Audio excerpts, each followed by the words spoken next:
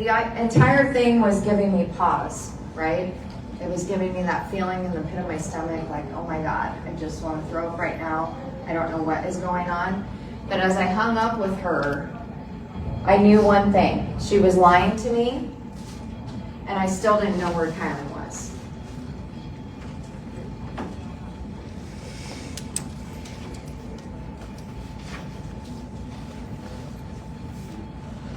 I don't understand why she didn't walk Kyron all the way to his classroom. She had nothing else better to do that day. She didn't have a job. She didn't have anywhere she needed to be. That was the one thing she was in charge of that day. So why didn't she? Right? It's a question. I don't know. I just don't know. But it's sat in my stomach ever since. Here's some search pictures, and this is of the school. It was obviously raining. It's a challenge. Here's the front elevation of the school, and it's kind of a split level. It's kind of unique in that you have the stairs, you go in, and you're kind of in the middle of the school. You go up to the office or you go down to some other classrooms. And then here's an aerial of the school. Again, this east end is where the buses all line up and let the kids in. Kyron's school is way at the other end. This is the gym, right? Here's the floor plan. Here's the east end. There's Kyron's class. Think about that hallway lined with people. 400 parents. There's another aerial of the school. That is the forest that lines the back of the property. Here's the school. Here's the soccer fields. You can't tell from this picture, but this is a huge drop-off. It's a hill. All the kids joked about playing soccer on that soccer field. You can't walk too far, you'll disappear. You'll fall right off that hill. That was a huge area of concentration in the very beginning in that first night. On the drive, as we were driving up to Portland, the cell phone rang.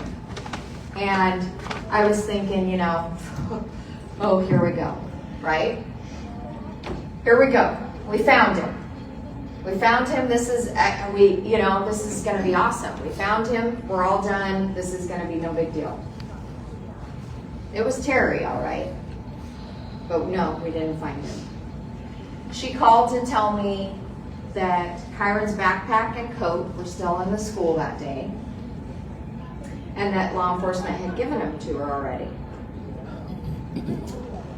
She also just wanted to chit chat with me. Terri had this way of, I guess I would say stirring it. She knew what would trigger me and where my heart was. She knew where to focus the attention. And so she really focused on the fact that Kyron doesn't have a coat on.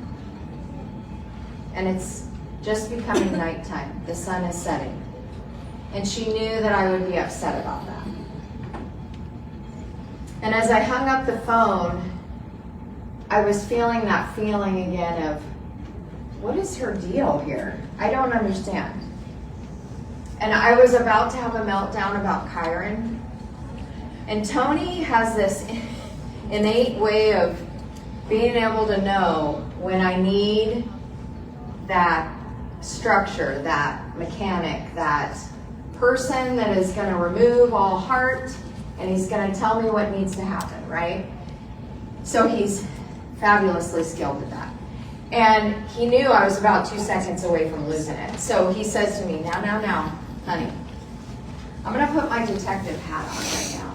So we have this kind of game that we play, okay? And we do this often. I'm going to put my detective hat on right now. Okay, and he knew exactly what I needed in that moment to kind of step back and not vapor lock.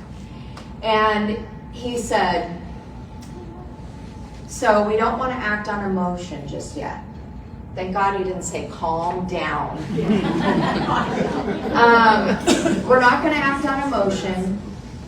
This is what we're going to do. We're looking for those red flags, those provable lies. those inconsistencies. We're looking for those. But we don't want to act with emotion just yet. We'll look at it again later and we'll reassess how we're feeling, right? He totally broke it down in an easy, simplified way, like I'm managing a meeting. Okay, got it, yeah, okay. And then he said, most of all, and this is what got me, you have to be Kyron's voice. You have to be objective, and you have to just take it all in. And you have to be his voice with law enforcement. So you can't act on emotion. This is your task. You have been tasked with this. You can't act like his mom, right? I'm suddenly Kyron's detective. I got this.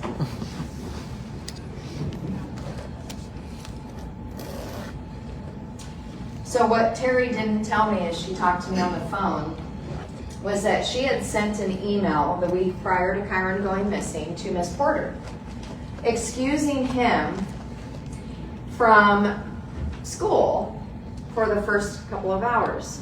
She was going to take him to a doctor's appointment. All the while, nobody knew this, right, except Miss Porter. So she had emailed, and then she also reminded her that day by putting a note on her desk that Kyron would be back at 11 a.m. because he was going to be in the talent show with D'Angelo.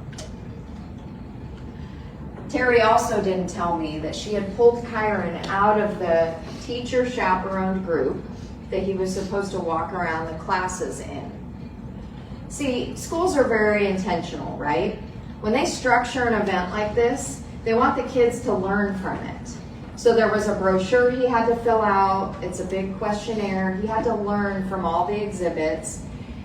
They had organized many different groups for all the kids to walk around the school intentionally so that they could fill out this questionnaire and actually learn and be quizzed on the contents of everything that they were seeing, right? Well, Terri insisted that she wanted Kyron to learn her own way and that she wanted him pulled out of that group. I didn't learn this in 2010. I learned this actually at our car wash this last year from Miss Porter, who came to tell me. I had no idea. That answered a lot of questions about the confusion in the very beginning about, was he in the talent show? Was he not? Was he at the science fair? Was he not? Did he go to a doctor's appointment? Did he not? Like, there was a lot of confusion, and that was intentional.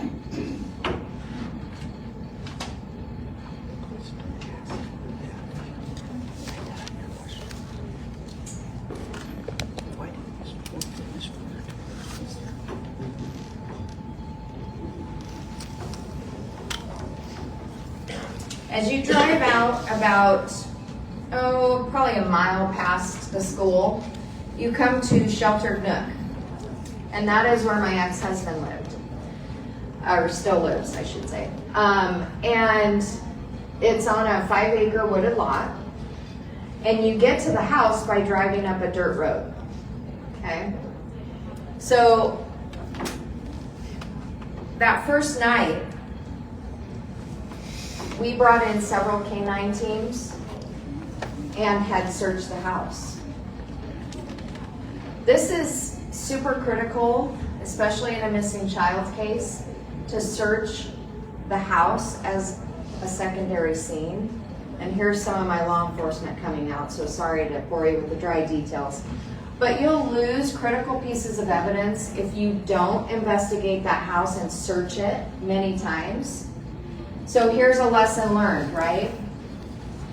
They didn't get on Terri right away. This is what's unusual. Terri had washed every stitch of clothing Kyron ever owned. Everything. All of his bedding, all of his clothes, his backpack that was at the school, washed. His coat, washed. All piled up on his bed. Not folded, but washed. Now, the K-9 teams are looking for a scent article. Right? Yeah. That's why that's critical. You gotta lock down the house right away. You've gotta search it. You don't let people in there to mess with your scene. It made it very challenging for us. We've even gotten heat in the media because of it, because one of these independent guys wanted to help us and bring out dog teams. Well, we weren't against it. We didn't have anything to give him. We had no scent article. Sorry, buddy, but we have nothing. Very challenging. That was Terri trying to impede the progress.